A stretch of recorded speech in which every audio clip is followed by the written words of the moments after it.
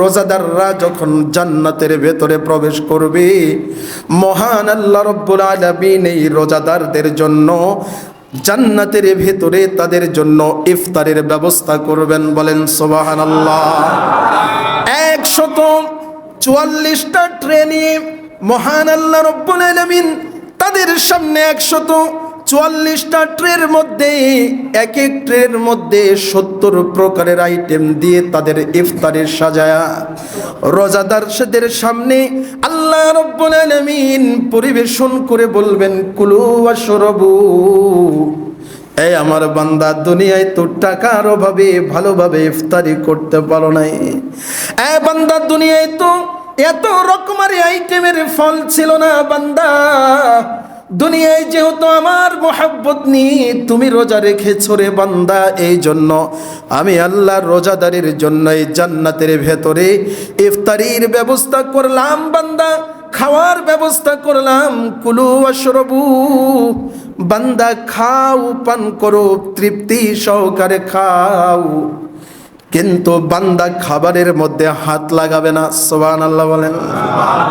আল্লাহ ডেকে বলবে, বান্দা তোমারে কি আমি কম দিয়েছি নাকি? কেন হাত লাগাও না, কেন খাও না? বান্দা তখন বলবে, ওগো আল্লাহ, আমরা আমাদের নবীজির পবিত্র জবানে শুনেছি, as-sawmu li ওয়া আনা আজজা বিহি। যে ব্যক্তি আল্লাহকে সন্তুষ্ট করার জন্য রোজা রাখে, মহান আল্লাহ রব্বুল আলামিন নাকি জান্নাতে তাদেরকে নিজ হাতে পুরস্কার দিবেন। ও আল্লাহ, তুমি তো হুর গেলমানদের মাধ্যমে এই ইফতারি পাঠিয়েছো। এমন ইফতারি আমরা খেতে চাই না, আমরা সরাসরি তোমার হাতে ইফতারি গ্রহণ করতে চাই। আরো জোরে বলেন সুবহানাল্লাহ। মহান আল্লাহ রব্বুল আলামিন এইবার বান্দার সামনে তার কুদরতি হাত প্রকাশিত করে আল্লাহ রব্বুল আলামিন নিজে খাবারের লোকমা বানায়া বানায়া বান্দার মুখের সামনে যখন ধরবে, বান্দার মুখের সামনে ধরবে, তো হুরু গলমা জিতনে নেয়ামত হায় তু सबसे बेहतर नेमते दीदारे तू। अल्लाहु আকবার।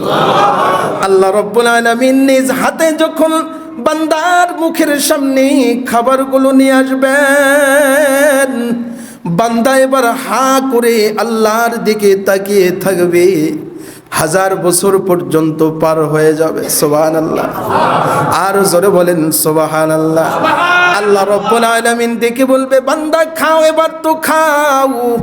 বান্দা আল্লাহ রব্বুল আলামিনকে ডেকে বলবে, ওগো আল্লাহ, দুনিয়ায় শুনেছি জান্নাত সুন্দর, জান্নাতের মধ্যে অসংখ্য নেয়ামত তুমি আমাদেরকে দেবা, সুন্দর সুন্দর নেয়ামত।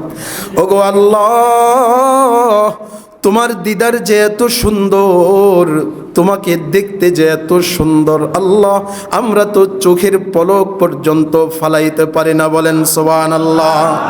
আল্লাহ রাব্বুল আলামিন তখন বান্দাকে বলবে, বান্দা খাও, কুলু ওয়াশরাবু।